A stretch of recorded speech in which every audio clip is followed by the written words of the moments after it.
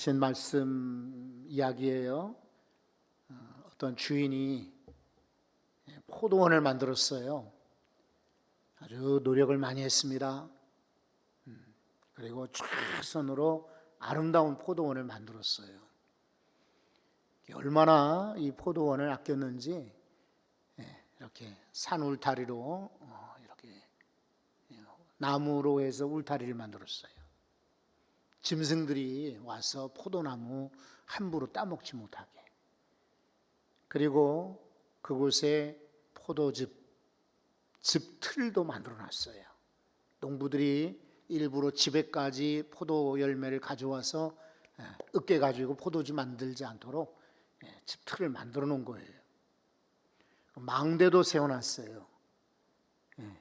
그래서 짐승들이 와서 포도가 익을 무렵에는 새들이 와서 쫓기도 하고 그리고 도둑들이 오기도 해요. 그래서 망루를 만들어 놓은 겁니다. 근사하게 포도원을 만들어 놓고 이 주인이 멀리 다른 나라 가게 되었어요. 그래서 근처에 있는 소작농들, 가난한 농부들에게 이리 오라. 그리고는 이만큼 땅을 나누어 주었습니다. 대신 포도가 열리면은 그 다음에 내게 조금 이렇게 소출을 다오라고 부탁을 한 겁니다. 이사야서에 보면은 이 포도원을 하나님의 그런 농장으로 묘사를 했습니다. 다시 말해서 이 포도원 주인은 하나님이신 거예요. 포도원은 이스라엘 이런 민족을 말합니다. 하나님이 얼마나 공을 들여서 이스라엘 민족들을 사랑하셨는지 이사야 5장에 잘 소개되어 있습니다. 2절 말씀을 보겠습니다. 이사야 5장 2절에 보면은 땅을 파서 돌을 제하고 극상품 포도나무를 심었도다. 그 중에 망대를 세웠고 또 그 안에 술틀을 팠도다. 좋은 포도 맺기를 바랐더니 들 포도를 맺었도다. 오늘 예수님께서 비유로 말씀하신 이 포도원 이야기는 바로 이사야서를 완벽하게 재현한 그런 모습이기도 하죠. 원래 이스라엘 땅은 이렇게 평지보다는 구릉지가 많아요. 경사진 땅이 많은데 이 포도나무는 비가 크게 오지 않아도 잘 자라요. 그리고 햇살이 많이 쪼이게 되면은 아주 달거든요. 그러니까 이스라엘에는 비는 많이 오지 않지만은 해가 아주 강하기 때문에 포도나무가 잘 크는 거예요. 그리고 이 포도즙이 아주 달고 맛있어요. 유대인들은 음식을 먹을 때나 잔치할 때 포도주가 빠지면 안 돼요. 그러니까 이 사람들은 포도나무를 곳곳에 심어놨던 거죠. 자, 그런데 이 농부들은 생각이 달라요. 주인은 이렇게 잘 만들어 놓고 맡기고 약간의 소출만 다오라고 부탁하고 떠났는데 이제 열매가 맺힐 때가 되었습니다. 그래서 자기 종을 보내었습니다. 그러면은 각 농부들은 소출을 주인에게 주게 돼 있어요. 약속을 했으니까. 근데 이 사람들은 약속을 지키지 않고 자기의 욕심을 차립니다.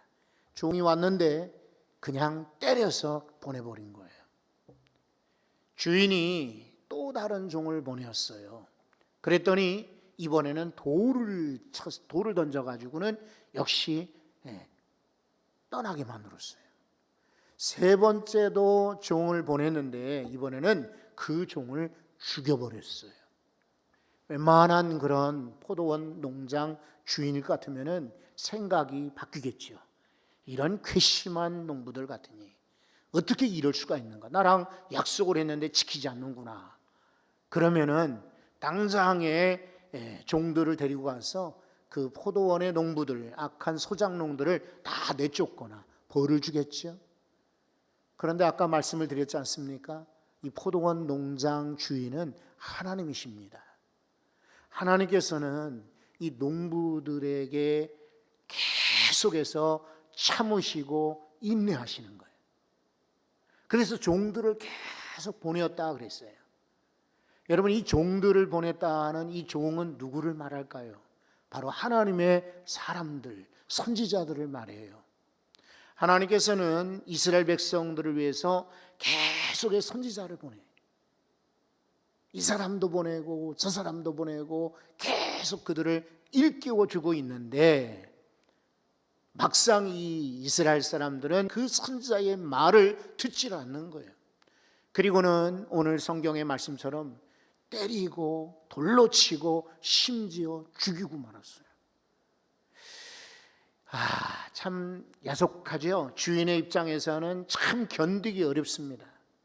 그러나 우리 하나님은 보통 우리와는 달라요. 계속해서 인내하시고 인내하십니다.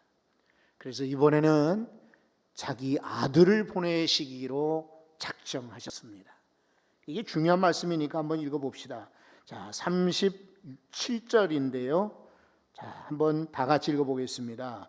후에 자기 아들을 보내며 이르되 그들이 내 아들은 존대하리라 하였더니.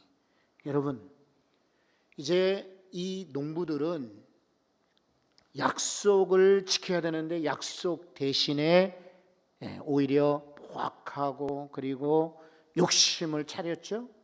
그래서 이번에는 마지막으로 자기 아들을 보내었어요. 누구겠습니까? 바로 예수 그리스도를 상징하는 것입니다.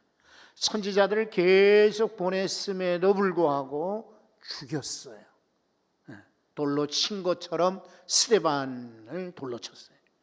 그리고 세례 요한과 같은 선지자 죽였어요. 그런 그 유대인들에게 이제는 예수 그리스도를 보내신 것이죠. 예수님을 보냈음에도 불구하고, 자, 38절에 농부들의 선택을 한번 보십시오. 농부들은 그 아들을 보고 서로 말하되 이는 상속자니 자 죽이고 그의 유산을 차지하자. 아들을 보냈음에도 불구하고 존대하기는커녕 존중하기는커녕 아들을 죽이자. 그리고 그의 상속자니 그를 죽인 다음에 오히려 유산을 우리가 차지하자. 악한 계획을 꾸미는 것입니다. 유대인들의 죄악입니다. 아들이신 예수님을 이 땅에 보냈음에도 불구하고 유대인들은 그 예수님을 십자가에 달려 죽게 말았습니다. 죽게 하였습니다. 그런데 여러분, 이것은 그냥 예수님이 옛날 이야기로 심심풀이로 하신 말씀이 아니에요. 그 당시 대제사장들이나 유대인 지도자 장로들에게 그냥 공연히 설교한 게 아니에요. 이야기는 바로 우리에게 하신 말씀이에요. 오늘 우리는 하나님과 약속이 있습니다. 하나님의 백성으로 당연히 약속이 있죠. 우리는 구원받았고 은혜를 입었기에 우리는 주님 앞에 예배하고 영광 돌려야 마땅합니다. 우리에게 복음을 주셨기 때문에 그 복음을 우리는 지켜 살 뿐만 아니라 전해야 합니다. 그런데 하나님께 이런 약속을 받았음에도 불구하고 우리는 그 약속을 지키지 않고 도리어 내 욕심을 차릴 때가 얼마나 많이 있습니까? 그래서 예수 그리스도를 우리에게 보내어 주셨는데 그 예수님을 사랑하고 존귀 여겨야 되는데, 지금도 아쉽지만은 예수님은 십자가에 계속해서 우리는 못 박혀 죽게 하고 있지 않습니까? 여러분, 이것이 오늘 말씀이 예수님이 우리에게 도전하시는 음성인 거예요. 왜 우리는 약속을 선택하지 않고 욕심을 선택할까요? 왜 우리는 하나님과 그의 아들을 존귀 여기고 존대해야 됨에도 불구하고 존중하지 아니하고 아직도 여전히 천대할까요? 어리석기 때문에 그렇습니다. 하나님께서 농부들에게 지극히 참은 포도원 주인처럼 우리를 계속해서 참으시고 기다리시고 또 기다리십니다. 그리고 선지자를 통해서 종들을 보내어 주셨던 것처럼 지금 여러분 우리 주변의 많은 사건들 통해서 우리를 경고하시죠. 그리고 말씀을 통해서도 우리를 도전하고 깨우치지 않습니까? 이 순간에 여러분 하나님의 음성을 들으시고 하나님의 음성을 따라가는 주의 백성들이 되시기를 바랍니다. 눈에 보이는 욕심이 아니에요. 얼마 못 가서 후회하실 겁니다. 정말 존귀 여길 자가 누굽니까? 내 눈에 보이는 상관이나 나를, 내 운명을 좌우할 만한 인간이 아닙니다.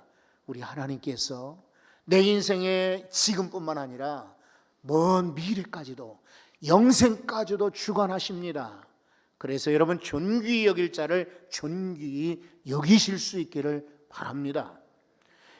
여러분 이럴 때에 예수님이 이런 이야기를 하셨습니다. 자, 40절에 보면은 그러면 포도원 주인이 올 때에 그 농부들을 어떻게 하겠느냐 이제 물었어요. 그러니까 여기 있는 청중들이 아이 무슨 말씀입니까? 당장에 그 악한 농부들의 땅을 빼앗아서 제때에 열매를 소출을 줄 만한 세를 줄 만한 다른 종들에게 농부들에게 주는 것이 마땅합니다라고 답을 했어요. 저들이. 그러니까 예수님께서 동일하게 동의하시면서 말씀하세요. 맞다, 맞아. 그런데 참고 기다리다가 마지막에는 이렇게 한다는 거예요. 43절 그러므로 내가 너에게 이르노니 하나님의 나라를 너희는 빼앗기고 그 나라에 열매 맺는 백성이 받으리라. 유대인들은요 원래 하나님의 선택된 민족이었어요.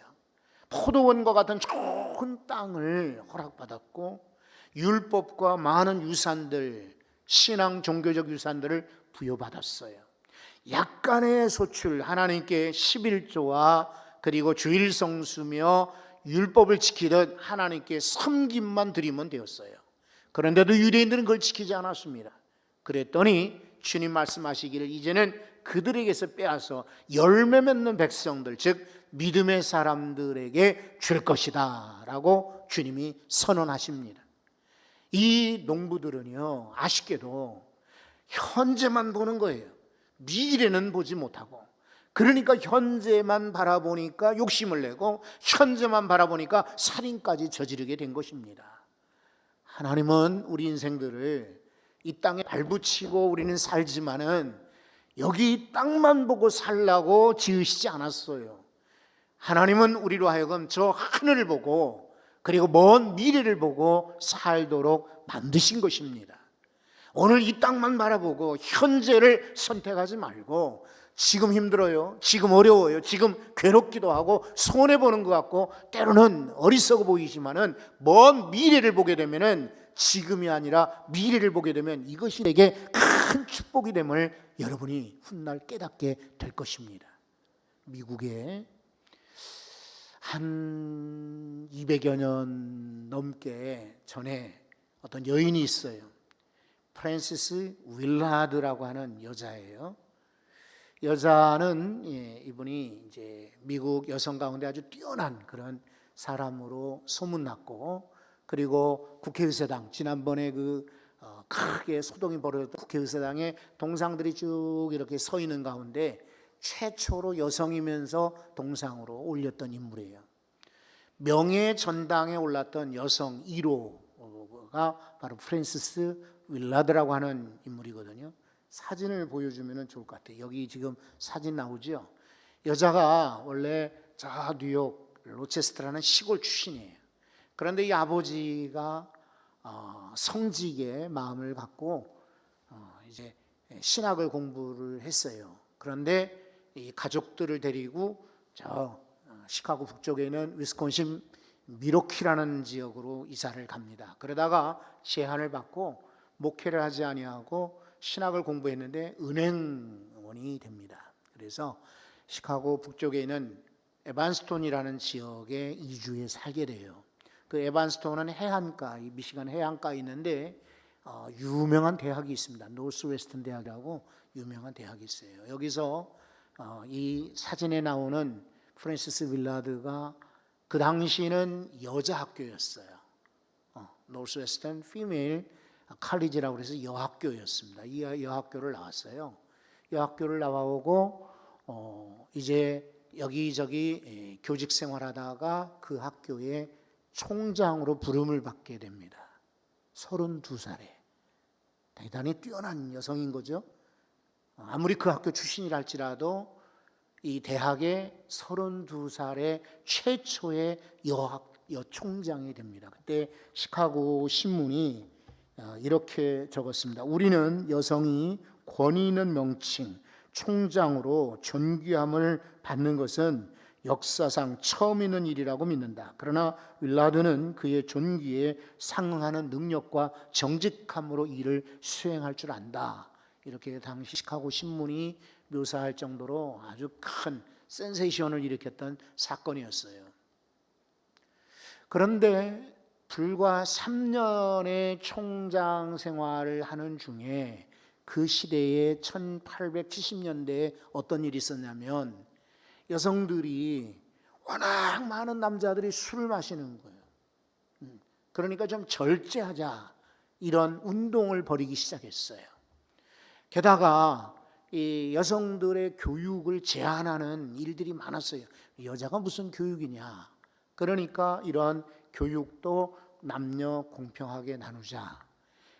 그리고 이제 남미 쪽으로 해서 마약들을 또 많은 사람들이 이렇게 하게 되었어요. 마약을 줄이자. 그리고 술을 많이 마시게 되었어요, 사람들이. 그래서 술을 줄이자는 그런 절제 운동을 막 여기저기서 일으키기 시작합니다. 이때에 바로 시카고 중부에 무디 목사님이 계셨어요. 그 무디 목사님을 말씀을 듣고 또 이 사람이 감동을 받았어요. 그래서 무디 목사님을 도와서 부흥회에 여러 번 초청받아 강연도 하고 역시 그도 술, 담배, 노름, 마약 이런 것들을 절제합시다. 이런 운동을 캠페인을 벌였는데 총장으로 있는 이 여자에게 프란시스 윌라드에게 몇 명의 여성들이 찾아왔어요.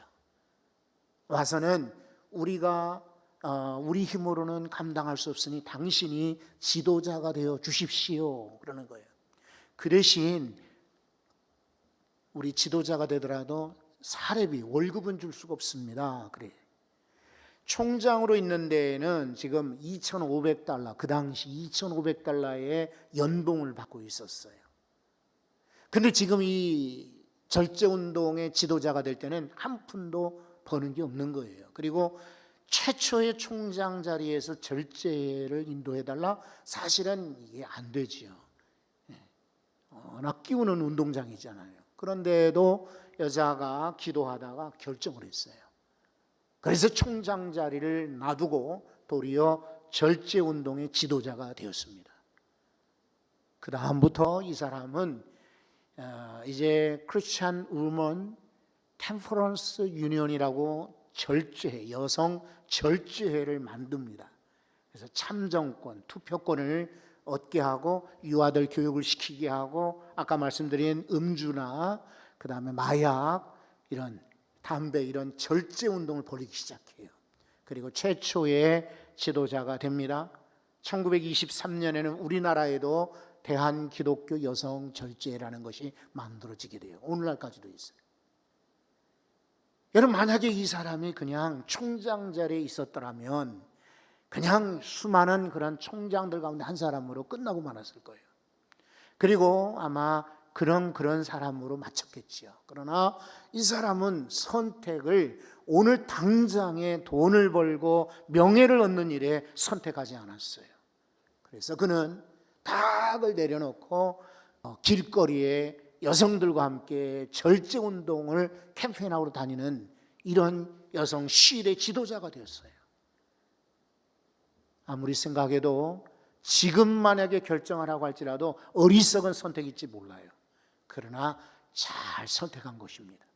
그 일로 인하여서 미국 전체에 그리고 전 세계에 절제운동이 일어났고요. 그리고 금주령이 내리기 시작했어요. 법으로 수정헌법 16조의 금주령, 바로 이 프란시스 윌라드 때문입니다.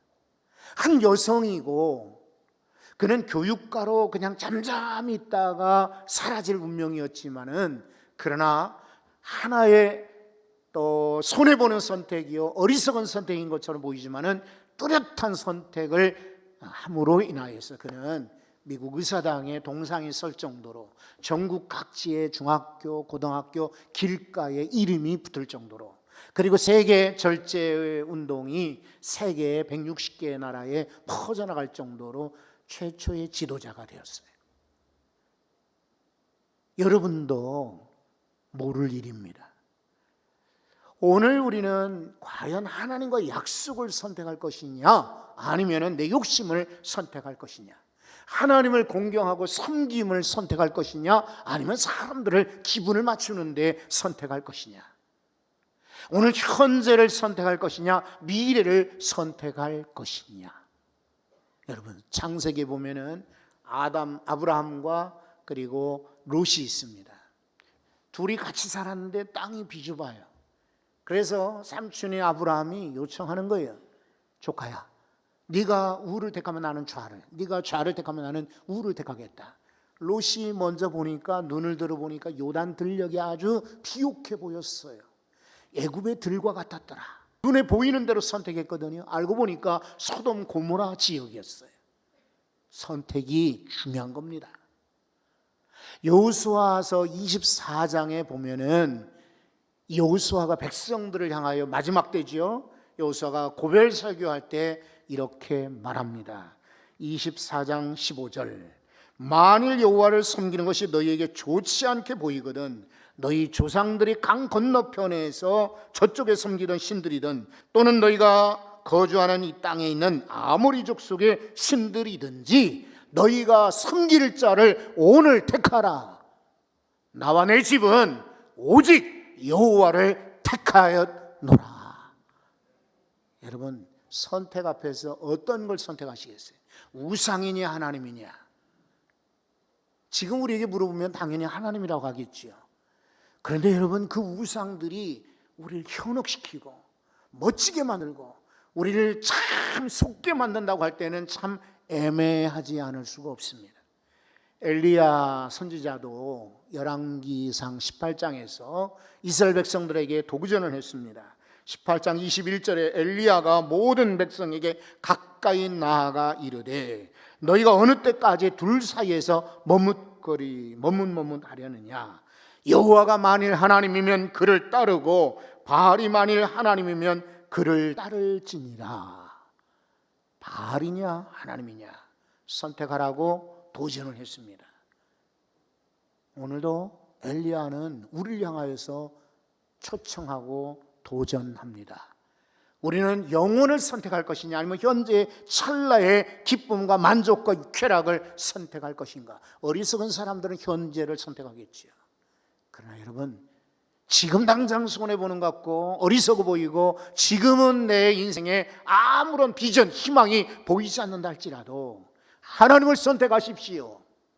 하나님을 선택하십시오. 그 길이 살 길이요 생명의 길이며 우리뿐만 아니라 후손들까지 만복을 나눌 수 있는 복된 길인 줄로 믿습니다. 우리 찬송 한 장 우리 한번 불러보도록 하겠습니다.